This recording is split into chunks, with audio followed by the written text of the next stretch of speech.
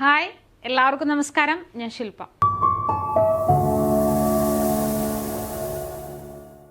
ഇപ്പോൾ സെറ്റ് പരീക്ഷയ്ക്കുള്ള അവസാനവട്ട തയ്യാറെടുപ്പിലായിരിക്കും എല്ലാവരും, അല്ലേ?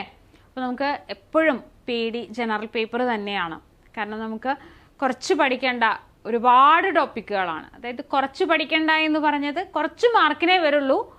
അവിടെ നമുക്ക് ശ്രദ്ധിക്കാനാണെങ്കിൽ ഒരുപാട് കാര്യങ്ങളും ഉണ്ട്, അല്ലേ?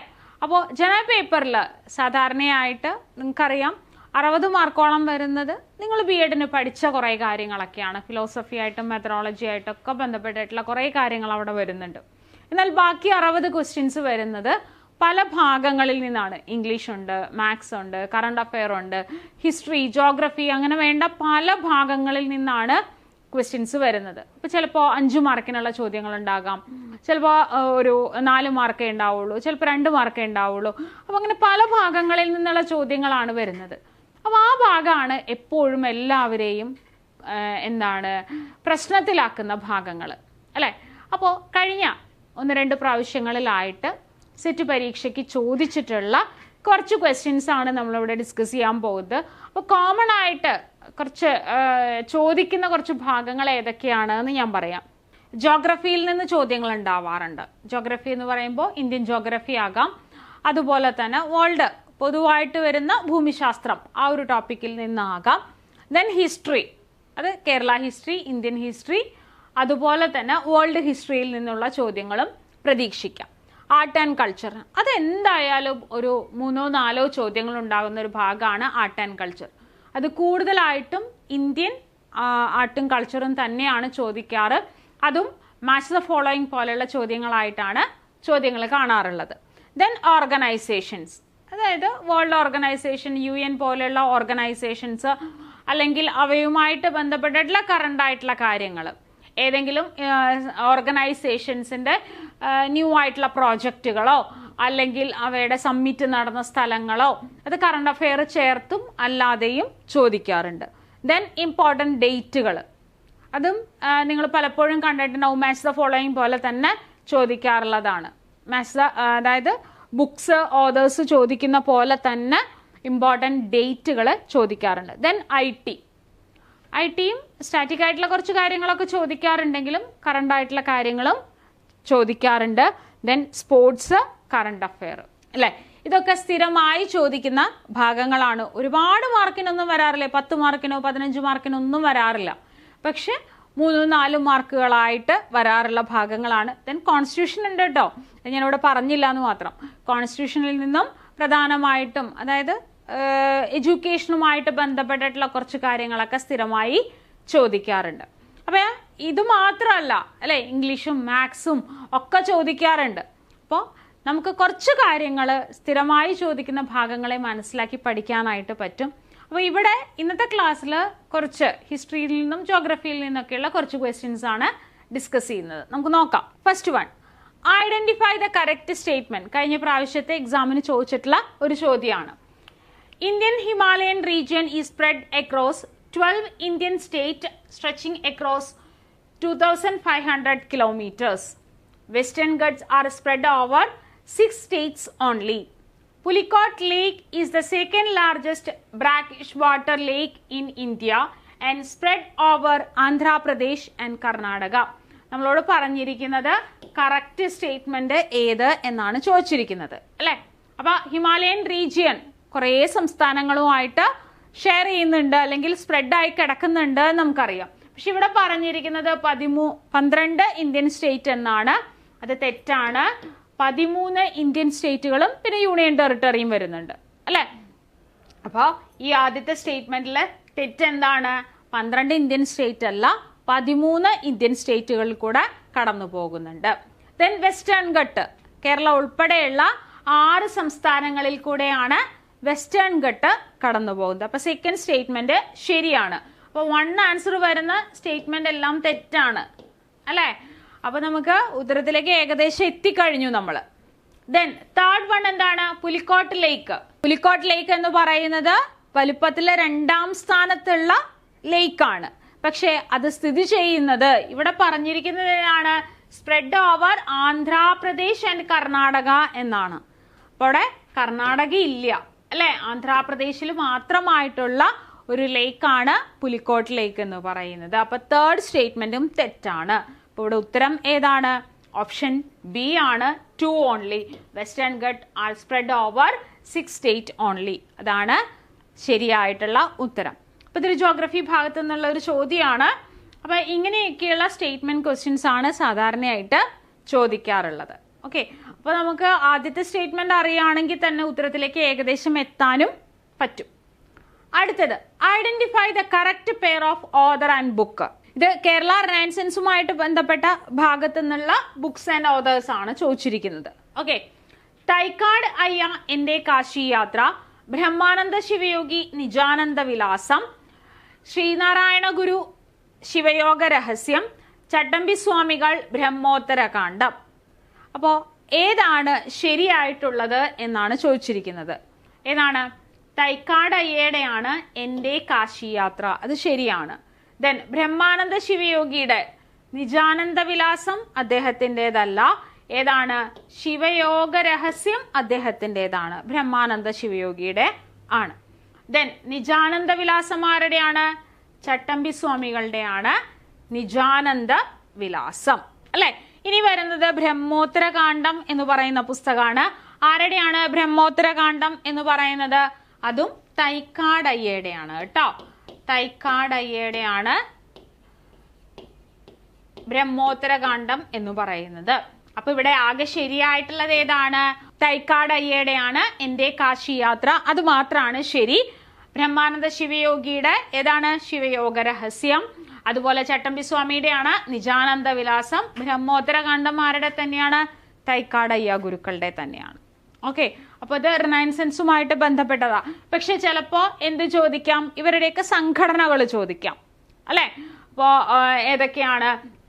ശ്രീനാരായണ ഗുരുവായിട്ട് ബന്ധപ്പെട്ട SNDP എന്ന് ചോദിക്കാം. അപ്പൊ അത് മാച്ച് ചെയ്യാനായിട്ടോ അല്ലെങ്കിൽ കറക്റ്റ് ചെയ്യാനായിട്ടോ ഒക്കെ ചോദിക്കാൻ സാധ്യതയുള്ളതാണ്. അപ്പൊ റിനൈസൻസ് ലീഡേഴ്സുമായിട്ട് ബന്ധപ്പെട്ട പുസ്തകങ്ങളും അതുപോലെ തന്നെ അവരുടെ സംഘടനകളും അങ്ങനെയുള്ള എന്തെങ്കിലും പ്രത്യേകമായിട്ടുള്ള കാര്യങ്ങളും നോക്കി പഠിക്കാം. ഓക്കെ, അടുത്തത്, arrange the arrival of following European powers in India in chronological order, the earliest to the latest. അപ്പൊ ഇത് ക്രൊണോളജിക്കൽ ഓർഡർ സാധാരണയായിട്ട് ഹിസ്റ്റോറിക്കൽ ഇവന്റ്സ് ആണ് നമ്മൾ കണ്ടിരിക്കുന്നത്, അല്ലെ? അല്ലെങ്കിൽ റിവോൾട്ട്സ് ആണ് കണ്ടിരിക്കുന്നത്. പക്ഷെ ഇവിടെ ചോദിച്ചിരിക്കുന്നത് എന്തൊക്കെയാണ്? യൂറോപ്യൻസിന്റെ വരവ്, അതിന്റെ ക്രൊണോളജിക്കൽ ഓർഡർ ആണ് ചോദിച്ചിരിക്കുന്നത്. ഫ്രഞ്ച്, ഇംഗ്ലീഷ്, പോർച്ചുഗീസ്, ഡാനിഷ് നമ്മൾ പഠിക്കാറുണ്ട്. പോഡ, ബീഫ്രേ, അല്ലെ? ആ ഒരു ഓർഡറിലാണ് നമ്മൾ പഠിക്കാറുള്ളത്. പോഡ, ബീഫ്രേ എന്ന് പറയുമ്പോൾ ഏതാണ്? പോർച്ചുഗീസുകാര്, ഡച്ചുകാര്, ബ്രിട്ടീഷുകാര്, ഫ്രഞ്ചുകാര്, ആ ഒരു ഓർഡറിലാണ് യൂറോപ്യൻസ് വന്നിരിക്കുന്നത്. അപ്പോ ഇവിടെ നോക്കിയേ, നാലാമത്തെ ഓപ്ഷൻ ഡാനിഷുകാരാണ്. അപ്പോൾ ഡച്ചുകാർക്ക് മുമ്പ് വന്ന ആൾക്കാരാണ് ഡാനിഷുകാർ. അതങ്ങനെ നമ്മൾ അധികം പറയാറില്ല, അധികം പോപ്പുലർ ആയിരുന്നില്ല അവരുടെ ആ ഒരു വരവും അവരുടെ പ്രവർത്തനങ്ങളും. അവർ വളരെ ചെറിയൊരു ഏരിയയിൽ മാത്രം, ട്രാൻക്യൂബാർ എന്ന് പറയുന്ന ഒരു ഏരിയയിൽ മാത്രമായിരുന്നു അവരുടെ ഒരു ഫാക്ടറി ഉണ്ടായിരുന്നത്. പിന്നീട് അത് അവര് വിറ്റിട്ട് ഇന്ത്യയിൽ നിന്ന് തിരിച്ചു പോവുകയാണ് ഉണ്ടായത്. അപ്പോൾ പോർച്ചുഗീസുകാർക്ക് ശേഷം വന്നത് ശരിക്കും ഡാനിഷുകാരാണ്. അതിനുശേഷമാണ് ഡച്ചുകാര് വരുന്നത്. അപ്പൊ ആദ്യം വന്നത് ആരാണ്? പോർച്ചുഗീസുകാരാണ്, അല്ലെ? വാസ്കോ ഡ ഗാമയെ നമുക്ക് എല്ലാവർക്കും അറിയാം. അപ്പൊ 3 ആദ്യത്തെ. 3 ആദ്യം വരുന്ന ഓപ്ഷൻസ് ഏതാണ്? 3 വരുന്നുണ്ട്. അപ്പൊ ബി അല്ല എന്തായാലും. ദെൻ ഡാനിഷുകാർ 3, 4. 3, 4 വരുന്ന ഓപ്ഷൻ ഇതും അല്ല, ഇതല്ലെങ്കിൽ ഇത്. ദെൻ ഏതാണ്? ഇംഗ്ലീഷുകാര്, അല്ലെ? ഏറ്റവും അവസാനം ഫ്രഞ്ചുകാര്. അപ്പൊ ഏതാ ഉത്തരം? ഓപ്ഷൻ എ ആണ് ഉത്തരമായിട്ട് വരുന്നത്. കണ്ടോ? അപ്പൊ നമ്മള് ആദ്യം അറിയാവുന്നത് വെച്ച് എഴുതി തുടങ്ങുക, ദെൻ ഉത്തരത്തിലേക്ക് എത്താൻ ശ്രമിക്കുക. പിന്നെ നിങ്ങൾക്ക് അറിയായിരിക്കും, കോഡൊക്കെ നിങ്ങൾ പഠിച്ചിട്ടുള്ളതായിരിക്കും, അല്ലെ? പോഡ, ബീഫ്രേ. അപ്പൊ ഇതിൽ ഇവിടെ ഒരു മാത്രമാണ് ഡാനിഷ്, അങ്ങനെ അധികം നമ്മൾ കേട്ടിട്ടില്ല. പിന്നെ ഡച്ചുകാർക്ക് മുൻപ് വന്നവര്, അതായത് പോർച്ചുഗീസുകാർ കഴിഞ്ഞ് ഡാനിഷുകാര്, ദെൻ ഡച്ചുകാരാണ്. അപ്പൊ അങ്ങനെ ഓർത്തു വെച്ച് കഴിഞ്ഞാലും എന്താണ്, നമുക്ക് ഓർഡർ കൃത്യമായിട്ട് ആ ഒരു കോഡിൽ തന്നെ നമുക്ക് ഓർഡർ കിട്ടും. ഓക്കെ, അടുത്തത്, match the following epics of Sangam period with their authors. അപ്പോൾ സംഘകാലത്തെ ഓതേഴ്സിനെയാണ് തന്നിരിക്കുന്നത്. അപ്പോൾ അത് നമുക്ക് ഓർഡർ ആക്കാനാണ് പറഞ്ഞിരിക്കുന്നത്. ശിലപ്പതികാരം, മണിമേഖല, ജീവക ചിന്താമണി, കുണ്ടലകേശി. ദെൻ ബി സൈഡിൽ എന്തൊക്കെയാ കൊടുത്തിരുന്നത്? തിരുത്തകത്തേവർ, നാഗക്കുത്തനാർ, ഇളങ്കോ അടികർ, സാത്തനാർ. അപ്പൊ ഇതിനെ നമുക്ക് മാച്ച് ചെയ്യണം അല്ലെ. അപ്പൊ നമുക്ക് ആദ്യം എന്താണ് ശിലപ്പതികാരം? അത് നമ്മൾ കേട്ടിട്ടുള്ളതാണ്. ആരുടെയാണ് ശിലപ്പതികാരം? ഇളങ്കോവടികൾ. അപ്പൊ A3 വരുന്ന ഓപ്ഷനിലേക്ക് പോകാം. അപ്പോ എയുമല്ല സിയുമല്ല അല്ലെ. പിന്നെ ഇതിലല്ലെങ്കിൽ ഇതിലേതെങ്കിലും ഒന്നാണ് ഉത്തരം. ദെൻ മണിമേഖല ആരുടെയാണ്? സാത്തനാർ, B4. ദെൻ B4 വരുന്ന ഓപ്ഷൻ. അപ്പൊ ഉത്തരം കിട്ടി. ഓപ്ഷൻ ബി ആണ്. A3 B4. C1 ജീവക Chintamani, തിരുത്തകത്തേവർ. Then D2 കുണ്ടലകേശി, നാഗക്കുത്തനാർ. അല്ലെ, കണ്ടോ? അപ്പൊ നമുക്ക് അറിയാവുന്നത് വെച്ച് നമുക്ക് മാച്ച് ചെയ്യാം. അപ്പൊ ആദ്യത്തെ രണ്ടെണ്ണം എല്ലാവർക്കും അറിയുന്നതാ. ശിലപ്പതികാരവും മണിമേഖലയും ഒക്കെ അല്ലെ. സംഘകാലത്തെ ഏറ്റവും പ്രധാനപ്പെട്ട കൃതികളിൽ പെട്ടതാണ് ശിലപ്പതികാരവും മണിമേഖലയും ഒക്കെ അല്ലെ. ശിലപ്പതികാരം ഇളങ്കോ അടികൾ, മണിമേഖല സാത്തനാർ, ജീവക ചിന്താമണി തിരുത്തകത്തേവർ, കുണ്ടലകേശി നാഗക്കുത്തനാർ. ക്ലിയർ ആണല്ലോ? അപ്പൊ ഇങ്ങനെ നമുക്ക് ഓപ്ഷനിൽ നിന്ന് ഉത്തരത്തിലേക്ക് എത്താം. അപ്പൊ ഇങ്ങനെയൊക്കെ തന്നെയാണ് സ്ഥിരമായി ഈ ഭാഗത്തു നിന്നുള്ള ചോദ്യങ്ങൾ ഉണ്ടാവാറുള്ളത്. അടുത്തത്, the art forms from Kerala which have found a place in UNESCO list intangible cultural heritages. യുനെസ്കോയുടെ ഇൻടാഞ്ചിബിൾ കൾച്ചറൽ ഹെറിറ്റേജ് ലിസ്റ്റിൽ ഉൾപ്പെട്ട കേരളത്തിലെ കലാരൂപങ്ങൾ ഏതൊക്കെയാണ്? കഥകളി, ഭരതനാട്യം, കൂടിയാട്ടം, മുടിയേറ്റ്. ഇത് ഒരുപാട് പ്രാവശ്യം പല കോമ്പറ്റേറ്റീവ് എക്സാമുകൾക്കും ചോദിച്ചിട്ടുള്ള ഒരു ചോദ്യമാണ് അല്ലെ. ഏതൊക്കെയാണ്? കൂടിയാട്ടവും മുടിയേറ്റും. ഓപ്ഷൻ 3 and 4 ഓൺലി അല്ലെ. അത് വളരെ വളരെ കോമൺ ആയിട്ട് ചോദിക്കാറുള്ള ഒരു ചോദ്യമാണ്. അടുത്തത്, dash was a major Harappan seaport and a major trading centre located along the Bhogava river, a tributary of Sabarmati, in the Gulf of Kambat in Gujarat, famous of dockyard. ഏതാണ് ഡോക്യാർഡിന് പ്രധാനപ്പെട്ട സ്ഥലം? അതും ഹരപ്പൻ സിവിലൈസേഷനുമായിട്ട് ബന്ധപ്പെട്ടിട്ടാണ് ചോദിച്ചിരിക്കുന്നത് അല്ലെ. ആദ്യത്തെ തന്നെ നമുക്ക് കിട്ടും. Major Harappan seaport. ഹരപ്പയുടെ ഏറ്റവും പ്രധാനപ്പെട്ട തുറമുഖ പട്ടണം ഏതായിരുന്നു? ലോത്തലായിരുന്നു അല്ലെ. ലോത്തലാണ് ഇവിടെ ഉത്തരം. ഇവിടെ വേറെ ഒന്നും വായിക്കണ്ട. ഫസ്റ്റ് സെന്റൻസിൽ നിന്ന് തന്നെ നമുക്ക് ഉത്തരം കിട്ടും. നമ്മൾ ചെറിയ ക്ലാസ് മുതൽ പഠിക്കുന്നതാ. 7ാം ക്ലാസ് മുതൽ നമ്മൾ പഠിക്കുന്ന കാര്യമാണ് അല്ലെ. ഹരപ്പൻ സിവിലൈസേഷനെ നമ്മൾ ആദ്യമായിട്ട് പരിചയപ്പെടുന്നത് 7ാം ക്ലാസ്സിലൊക്കെയാണ്.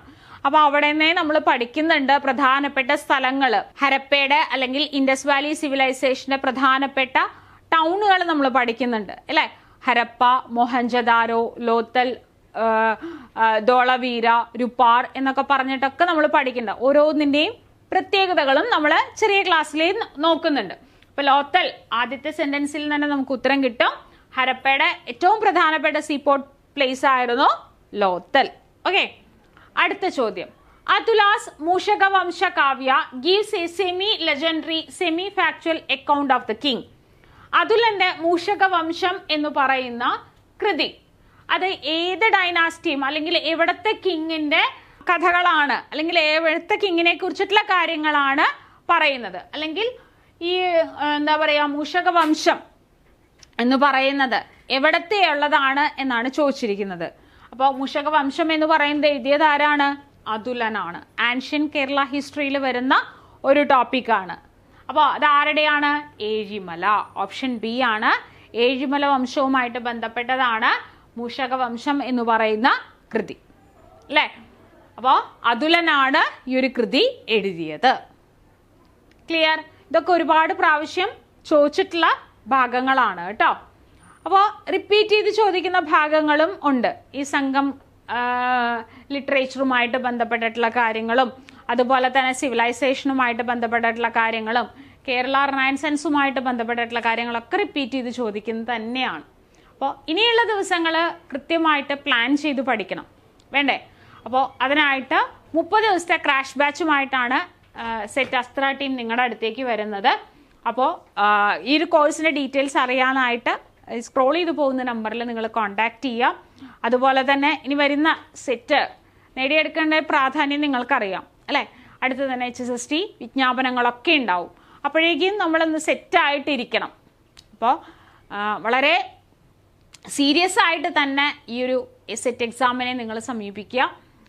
പലപ്പോഴും ക്രാക്ക് ചെയ്യാൻ പറ്റാത്തത് ജനറൽ പേപ്പർ തന്നെയായിരിക്കും. കാരണം അവിടെ പല ഭാഗങ്ങളിൽ നിന്നുള്ള ചോദ്യങ്ങൾ വരുമ്പോൾ പലപ്പോഴും നിങ്ങൾക്കത് അറ്റൻഡ് ചെയ്യാൻ പറ്റാറില്ല. അപ്പോൾ അതവിടെ എന്താണ് കൃത്യമായിട്ട് പ്ലാൻ ചെയ്ത് ഭാഗങ്ങളെ ഡിവൈഡ് ചെയ്ത് നിങ്ങൾ പഠിക്കാത്തത് കൊണ്ടാണ്. അതുകൊണ്ട് കൃത്യമായിട്ട് ടൈം ടേബിൾ അനുസരിച്ച് പഠിക്കാനായിട്ട് നമുക്ക് ഈ ഒരു ബാച്ചിൽ പറ്റും. അപ്പോൾ ലൈവ് ക്ലാസ്സുകളും റെക്കോർഡഡ് ക്ലാസ്സുകളും അതുപോലെ തന്നെ സ്റ്റഡി പ്ലാനും പ്രീവിയസ് ക്വസ്റ്റ്യൻസും എല്ലാമായിട്ടാണ് നമ്മൾ ഈ ഒരു ബാച്ച് സെറ്റ് ചെയ്തിരിക്കുന്നത്. അപ്പോൾ ബാച്ചിൻ്റെ ഡീറ്റെയിൽസ് അറിയാനായിട്ട് താഴെ കാണുന്ന നമ്പറിൽ കോൺടാക്ട് ചെയ്യാം. ഓക്കെ, അപ്പോൾ സെറ്റിൻ്റെ പരീക്ഷയുമായിട്ട് ബന്ധപ്പെട്ടിട്ടുള്ള എല്ലാ വിവരങ്ങളും ഈ ഒരു ചാനൽ വഴി നിങ്ങൾക്കറിയാം. അപ്പോൾ ഈ ഒരു ചാനൽ സബ്സ്ക്രൈബ് ചെയ്യാത്തവരുണ്ട് എങ്കിൽ സബ്സ്ക്രൈബ് ചെയ്യുക, കൂട്ടുകാർക്ക് ഷെയർ ചെയ്യുക. അടുത്തൊരു വീഡിയോയിൽ കാണാം. താങ്ക്